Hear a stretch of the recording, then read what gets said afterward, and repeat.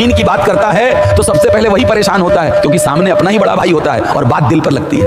अक्सर छोटा भाई सोचता है लड़ूं या चुप रहूं, क्योंकि रिश्ता भी बचाना है और हक भी छोड़ना नहीं। पहला तरीका यही होता है कि बड़े भाई से प्यार से बात करना। कई बार एक सही बातचीत बड़ा झगड़ा रोक देती है।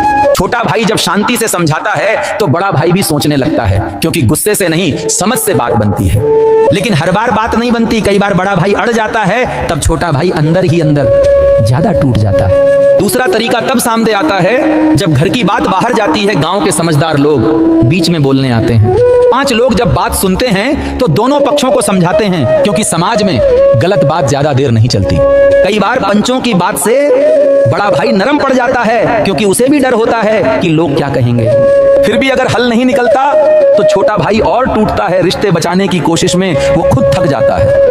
तीसरा रास्ता, जब छोटा भाई खुद पीछे हट जाता है और बात दूसरों के मुंह से कहलवाता है। हर बड़े भाई की एक कमजोरी होता है, और वो कमजोरी रिश्तेदार होते हैं जिनकी बात वो टाल नहीं सकता, चाहे माने या ना माने। मामा, बुआ, फूफा, जीजा या ससुराल के लोग जब एक ही बात कहते हैं तो बात हल्की नहीं रहती। जब रिश्तेदार पूछते हैं हिस्सा क्यों नहीं दिया, तो बड़ा भाई सोचने लगता है कि अब बात घर से बाहर जा रही है।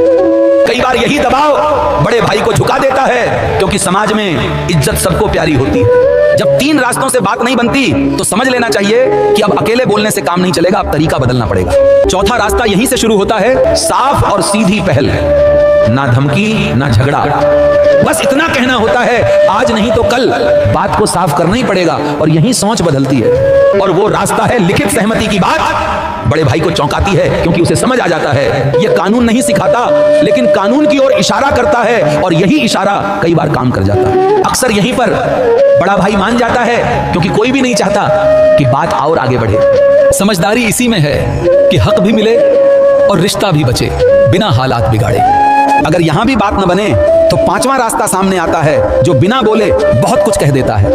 5वां रास्ता है, सबसे मुश्किल होता है जब समझ से बात नहीं बनती, जानकार और वकील से सलाह लेनी पड़ती है, क्योंकि हक भी जरूरी होता है।